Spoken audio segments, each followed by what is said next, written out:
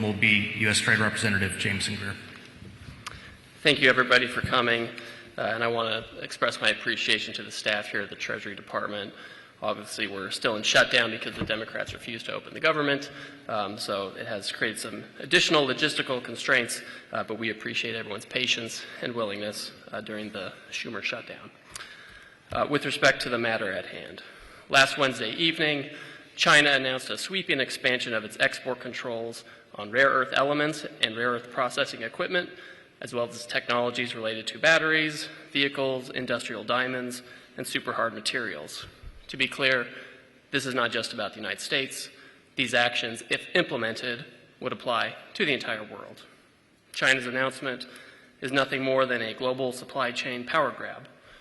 While China has taken a number of retaliatory trade actions against the United States, Europe, Canada, Australia, and others in recent years, this move is not proportional retaliation. It is an exercise in economic coercion on every country in the world.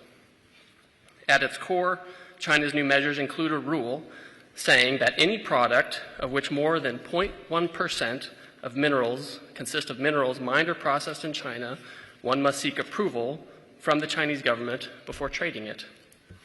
Since many important semiconductors, for example, have these critical minerals, and semiconductors are in nearly everything, this rule gives China control over basically the entire global economy and the technology supply chain.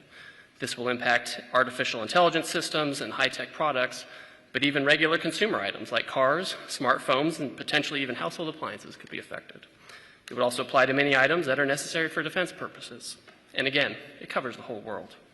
For example, if a smartphone is made in Korea and sold to Australia, then the company would first need to get China's approval, since the phone contains semiconductors which may contain rare earths sourced from China. Or if a car is built in America and sold in Mexico, you would need to seek approval from China before making the sale because of the chips in the car. Obviously, neither we nor our allies are going to go along with that kind of system.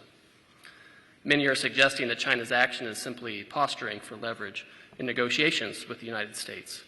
While that may be one element of China's approach, it's obvious that these controls are part of a broader plan by China to control the world's supply chains. And these controls are wildly out of proportion to any targeted actions by the United States or its allies over the past few months. Others have suggested that the United States has violated a non-existent agreement with the Chinese regarding export controls or the implementation of measures. This is a false narrative deployed to justify these broad and unacceptable Chinese actions. There is, in fact, a published agreement between the United States and China from earlier this year that the U.S. and China would suspend tariffs of over 100% on each other.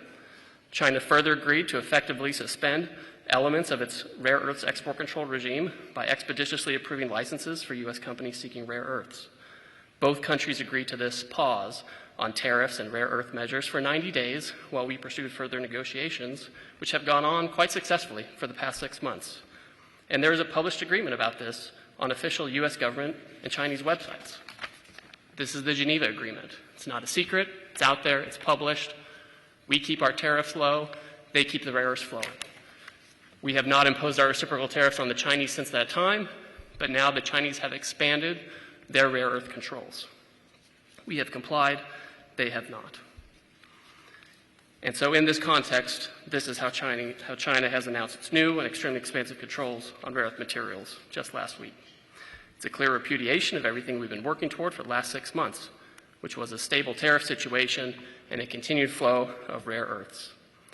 The short story is that we've had compliance, and the Chinese have escalated, and they've taken this opportunity to make a pretextual claim of noncompliance or other measures to justify this. But the United States won't stand for it. We're in close communication with our allies who have expressed similar views and who are similarly affected.